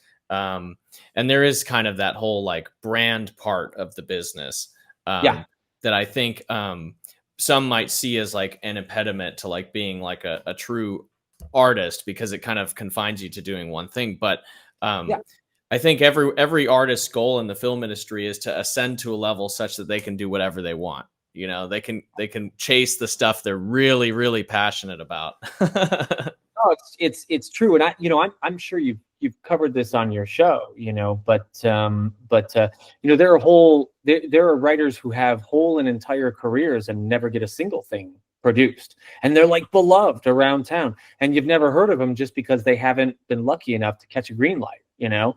And so yeah, you know, to transition back to the writing business, it's a wild game, because so much of what you do kind of, you know, never makes it to the street, You know what I mean? Never gets into people's hands. You know, I sometimes I think about like, you know, F. Scott Fitzgerald. You know, he came out to Hollywood. Yeah, obviously for anybody at home, you know, who doesn't immediately recognize the name and doesn't have their phone next to them to Google, it's F. Scott Fitzgerald wrote The Great Gatsby. And for a time, he came out to Hollywood and wanted to be a screenwriter. And there are folks who actually want to tell that story as a movie of F. Scott Fitzgerald's time in Hollywood. But F. Scott Fitzgerald saw screenwriting as the next great literary art. And the thing that I think ultimately, I think something that ultimately eluded him was the fact that, like, through screenplay writing, your work never actually gets seen out by the public, not in its entirety. You know what I mean? What people get is they get the finished movie, and the script is only one part, you know, of that. And so it's a wild business, you know, like you kind of toil in secrecy, and then all of a sudden, you know what I mean, your work is in thousands of theaters. And it's just mind-boggling, and the extremes of that. It's, you know, it's emotional whiplash city, you know. Yeah. But it's a good business, and I'm lucky to be in it, you know. And yeah, you know, that's the gig. Closing thoughts. Well, actually, what we kind of talked about here. I was going to plug myself. I hope that's okay. Absolutely. I'm on Instagram for anybody who wants to reach out. It's my Instagram. It goes to my phone. I don't have an assistant or anything like that. It's Daniel Casey and Stuff, all one word. And for anybody who's out in New York City, I'm actually I have a film playing, short film playing at Dances with Films, and I'm going to head out there. It's playing at the Regal near Union Square. It's called Charon, Charon. And I'm going to be out there with the lead actor and the cinematographer from the 4th through the 7th to support that short playing at that festival. If anybody wants to come down, I'll buy him a beer. Better take him up on that. I'm so salty I can't. But yeah, whoever sees this, definitely do that. Yeah. Any closing thoughts? Things maybe you might want to impart on an aspiring writer or filmmaker? Never make it about just one thing. And what I mean by that is when I was at the Sundance Labs, I went up there with a script. And I was very young. I was 24, I think, or 25. And when I went up to the Sundance Labs, I had this little indie script that I was hoping to make into a movie. And, you know, as we talked about previously, 2008 was a bad year for independent film. A mistake that I made in the aftermath of doing the Sundance Labs was I had a script in my hands that I knew was good, or I had been told was good, and was very readable. And I wanted more than anything, you know, to go out and get an actual budget. And by actual budget, I mean like $1 million. You know, like $1 million. The film directly before that I had done was the Slam Dance movie. And I was like, now I'm going to make a real one. You know what I mean? As if budget dictates what's real and what's not. It doesn't, you know. But at the time I was younger and I didn't know as much. And what I did after that point was I held on to that script as though it was like fated. You know what I mean? That this was going to be the script that I was going to make. And it was going to change everything, and it was going to send me into the stratosphere career-wise. And I got to make this script. It's, you know, I went through the Sundance Labs, and I got in, and they said it was special, and other people like it, and all this stuff. And I got so into my head about only doing that script next. You know, the way that you can write something and be so attached to it that you don't want to talk about anything else. You know, because you're like, I wrote this one thing. This is the movie I have to make next. And as a kind of a warning to your viewers, to your audience, I spent 2 years kind of going nowhere because I refused to work on anything else. The trick to writing, or if you really want to move up in the world of screenwriting, is to always have multiple irons in the fire.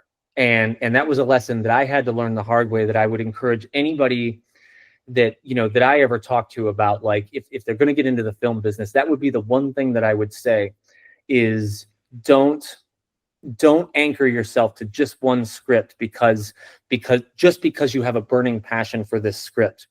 I, at any given point in time, you know, I'm 42 years old. I just turned 42.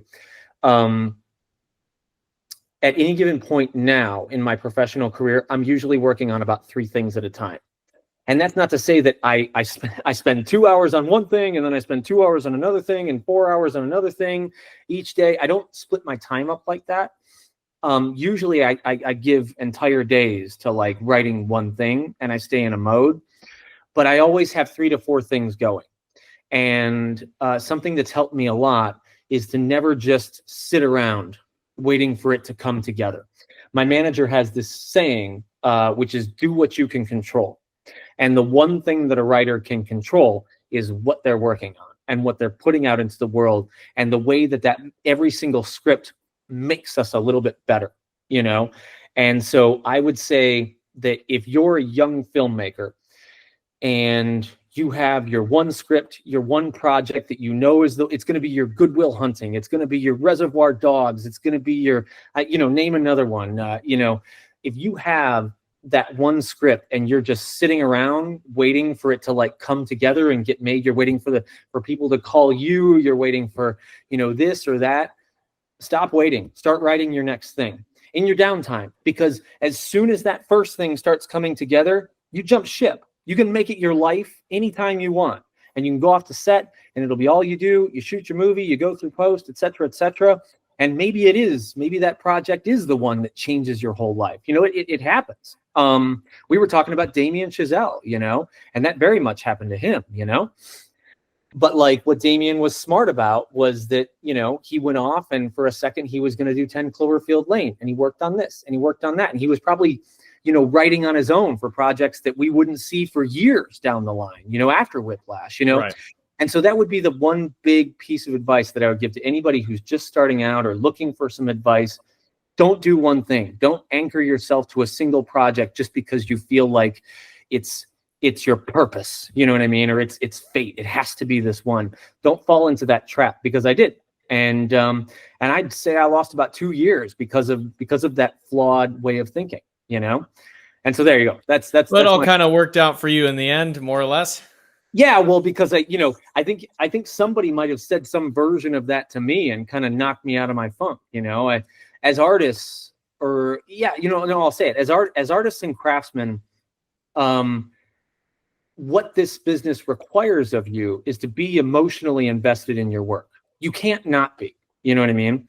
And that's what makes it so hard dealing with emotion. You know, if you're working a regular 9 to 5 and your boss comes in and he says, hey, you didn't fill this form out, or where's this report on this, da da da da, it's for work.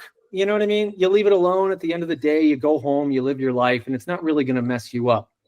But a screenplay will, you know, that comes from the heart. It'll be something that sits as close to you as a child or a family member, you know? And so everything about this business is personal. And sometimes we can trick ourselves into believing that we've written the one, you know? And that's not true. And it'll just leave you on a hamster wheel for years. And that's the one place that you don't want to be. The one thing that we don't have an infinite amount of is time. So if you want to write, just fucking write. Sorry, I didn't mean to swear. You know, but like, go hard. Write everything that you can, even if it's crap. You wake up, you stand up from a chair at the end of the day. You're like, I am never doing that. That was horrible. You know what I mean? But at least you sat there and you did it, and you're not waiting for somebody to call you. You know, that would be the piece of advice. Perfect. Well, Daniel, yeah, well said. Don't get stuck on a hamster wheel. Diversification. Just get as many irons hot as you can. Yeah, you can never have too many unless it overwhelms you. You know what I mean? Hit your max bandwidth, but make sure that there's always something else that you're working on. Make sure you always have something that you can control. Awesome. Well, Daniel, thanks so much for taking the time to be with me today. I wish you best of luck in your new project, and I hope to see more snippets from that appearing on your Instagram as well. Oh, thanks. But yeah, let's talk again sometime. We can circle back on this conversation, and I can ramble incoherently for hours at a time at you again. It'll be great. Yeah, it was totally an enjoyable experience for me. All right, awesome. Well, take care, man. Hey, thanks, man. Good to see you. Okay.